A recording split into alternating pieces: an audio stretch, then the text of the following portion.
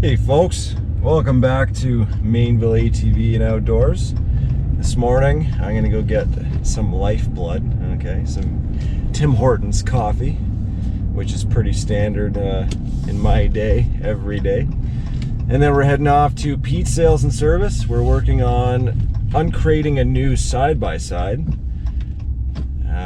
And we're gonna show you the PDI process and this wicked new 2020 machine.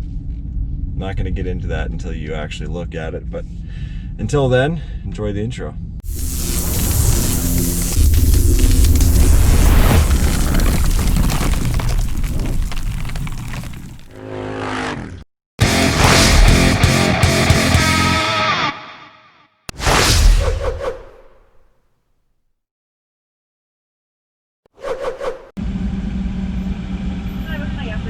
Good morning. I'd like an extra large double-double.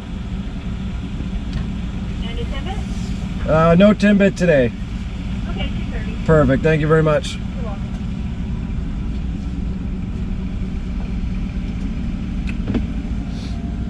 Everybody here at my local Tim Hortons knows that I get a plain Timbit for my dog Diesel. Hey. Hello, how you what's the doing? large double-double? Do you have a nickel? Yeah, it's 230 now. Oh, okay. There we go. Have a Perfect. great day. Thank you. So the really nice part about what's going on today is essentially I'm going to be doing a PDI on a side-by-side, a brand new 2020 side-by-side. We have plans in the future for said side-by-side, if not this one, another one, either way. And Tim Hortons is just down the street, and so is Pete's. So really, when it comes to having dealer access and coffee and everything that I need, it's on our one road. Everything's close in a small town. Pretty pumped about what's going on today. They actually printed out the instructions for me so I can go over it, which honestly, I very little effort on that part. I skimmed through it and I was like, okay, yeah, it's pretty simple stuff.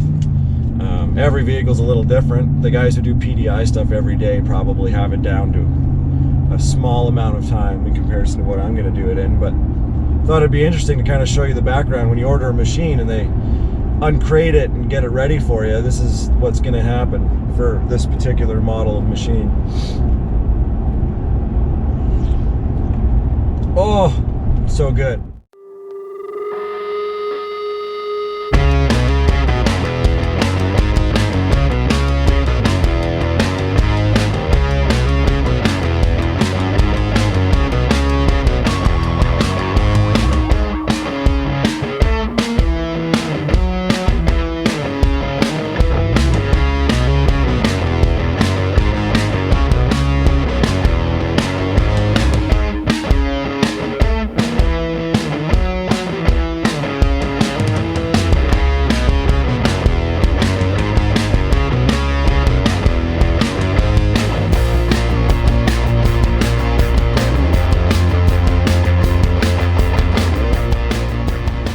So here it is.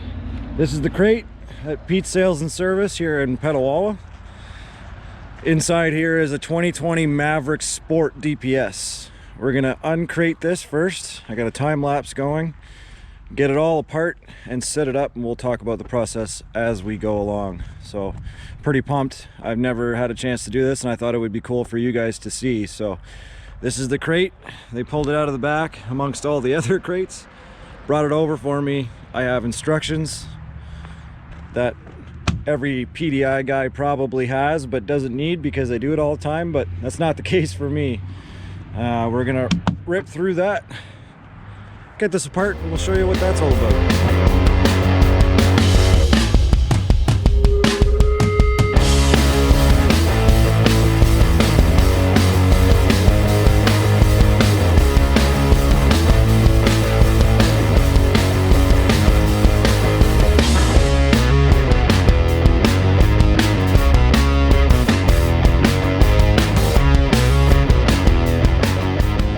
Check it out. So it's officially uncrated. Got to separate all the wood and plastic, of course. There she is, though. There's it comes basically with no suspension on, so it's squatted down, and we cut all the straps. We take the cage off. I think we're gonna lift this thing up, put some shocks on it, and start the assembly, pull it in. I doubt it's shipped with oil. I'll check the instructions, but it would make sense that there is no oil in it. But that's how this particular model gets crated and shipped. Some of them are crated one piece full, some are total disassemble, some are a half assemble like this. Obviously having the cage off of it saves some room on the shipping portion, so we'll carry on with the instructions and make sure the customer who gets this, or whatever we decide to do with it, is happy with it. So we're at the point where we have the cage unmounted from the top, and they actually have a temporary suspension solution here, which obviously isn't what we need. We have Fox shocks sitting in that box. We're actually going to raise this thing up, pull those bars off, and install the actual Fox shocks. At that point we'll have a rolling chassis. So from what I understand, there's actually fluids in this thing already, good to go. We're going to double check those before we run it, of course. Put some fuel in it, and then we can start mounting the cage and the seats and stuff like that. But all the bolts kind of just show up like this. Your suspension's in the back, strapped down, and your seat backs are in here, and the cage used to sit on top of that, so that's why that's off right now. So yeah, it's just a matter of lifting this thing up and putting some shocks on it, because obviously this makes for a bit of a rough ride. Some other machines, when you see it crated, the suspension will be on it, but it'll be strapped down like the X3s. Some of them, like I was explaining, are much more intricate when it comes to doing this, but this machine, honestly, somebody who's done it a few times could probably get it done in no time at all. I'm obviously taking a few extra steps, making sure I'm doing it right, so the customer gets exactly what they expect. No scratches and stuff like that, so I was very careful, and yeah, pumped.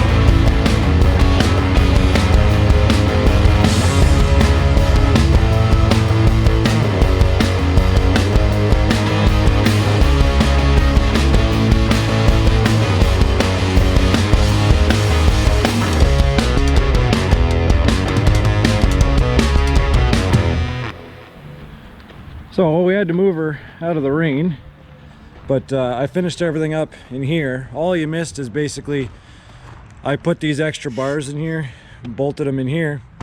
We had to hook up to buds and actually register this thing. So what happens is, if this is in a crate and you decide you want to steal one, there's nothing you can do. It won't start or anything until the bud system hooks up to it. So very, very well protected that way. We checked all the fluids, torqued the tires, and I put 10 liters of gas into her because we're gonna test drive this thing.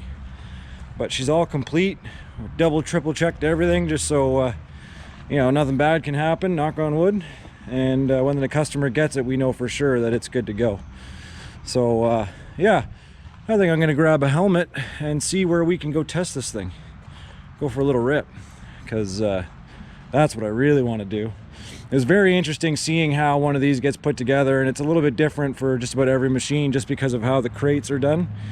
So some of them cage off, suspension tied down, some of them have no suspension, put them in after, some are like completely disassembled, some are completely assembled. But I think this was a nice middle ground to show you guys. And this is a gorgeous Maverick Sport. So obviously the Sport being a little wider than the trail is 50 inches, I believe this is 60.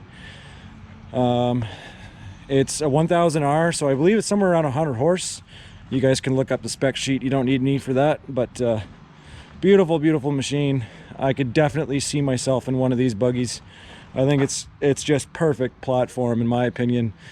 Sure, there's more power out there, there's turbos out there, but for me, I think this is it. Like, this is just beautiful.